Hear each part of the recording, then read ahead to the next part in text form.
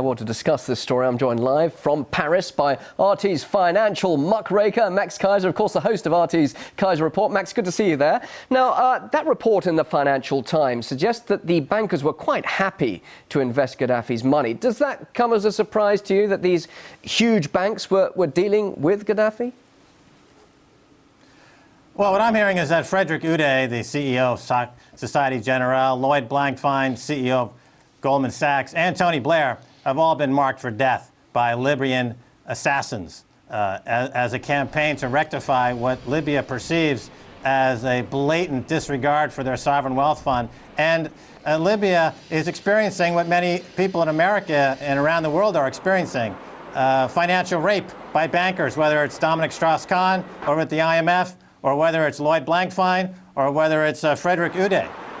Everyone's getting financially raped by these bankers, and we can only guess as to what the outcome might be. Of course, this all goes back to 2004 when Tony Blair was in Libya and doing deals with Muammar Gaddafi. Even at that time, my understanding is that he was setting banks up in the West to swoop in and start to pick apart the sovereign wealth fund. And of course, when Tony Blair left number 10 Downing Street, he took a position with J.P. Morgan. He went right to J.P. Morgan and he started setting Libya up for these deals immediately, and they just was throwing blood to the shark. So Goldman Sachs swooped in, Société Générale swooped in, and now they've all been marked for death from what I understand. Okay, Max, but Libya clearly lost a lot of money here. Can you explain what went wrong for Libya, or in the light of what you've just said, what went right for the banks? What happened? Well, the banks are financial terrorists, and the way that they conduct their operations, whether it's subprime lending markets that they fraudulently induce. You know, Goldman Sachs is now being investigated again for more fraud, more accounting fraud, more criminality. Lloyd Blankfein wants to be brought before Congress to be questioned again for potential perjury. You know, everything that they touch, they turn to some kind of act of larceny or accounting fraud. And this is how they pay themselves $140 billion in bonuses at the end of the year in an economy that's collapsing, as jobs are disappearing, as the food stamp program increases. By the way, food stamps are the invention and creation and administration of J.P. Morgan. So they make money out of creating and running ghettos. They make money out of financial terrorism. When these markets crash, they make billions. Hank Paulson and his crew made billions on the bailout in 2008. This is the way you conduct financial terrorism. And all the money that Obama has been spending to fight so-called terrorism elsewhere in the world, he would do the world a great big favor by going down to Wall Street, arresting the financial terrorists, and throwing them in Guantanamo Bay and having them tortured, of course, because of their crimes against humanity. A little earlier, you were saying that many Libyans would want the heads of certain people on a block, the likes of Blair and, of course, these bank executives. But could Libya get their money back, or could the banks actually refuse to pay what they've lost? Well, the banks have at their disposal, for example, right now, in the United States, there is talk about the debt ceiling. And they want to raise the debt ceiling, and people in America don't want to raise the debt ceiling.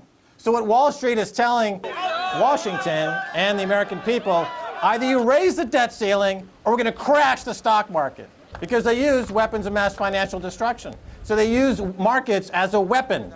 And this is what they're telling people in America right now. Give us more debt so that we can finance more speculative bets. We can go into more foreign countries. We can load up more countries in debt. And, of course, that'll force those countries to put their folks into austerity like we're seeing in Greece. Again, Lloyd Blankfein, CEO of Goldman Sachs, and John Paulson, hedge fund manager, were in Greece 2 years before the recent austerity measures, plotting the takedown of Greece and the carve-up of those assets.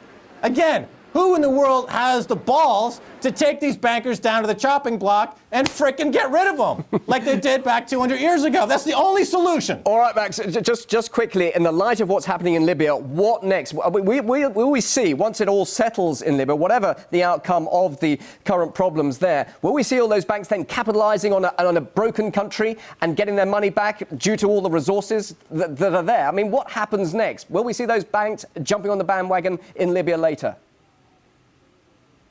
Well, right now they're focusing on destroying Greece. They're focusing on destroying Ireland. They've already got multi-$100 billion negative bets on these countries, and there's, to make billions of dollars. The Moody's, S&P, and Fitch are in bed with these people. They downgrade the debt.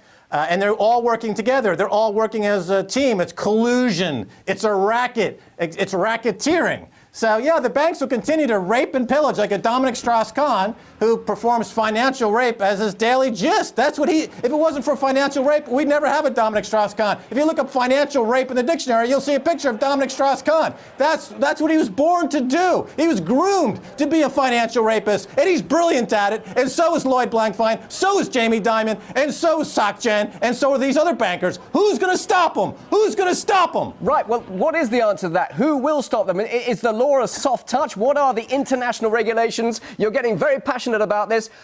Answer your own question. Who could actually stop them doing what you say they're doing? I believe it was Rousseau who said, when the social contract is broken, the people must revolt. It's up to the people. Revolt now or be a debt slave. All right, Max, thanks very much indeed.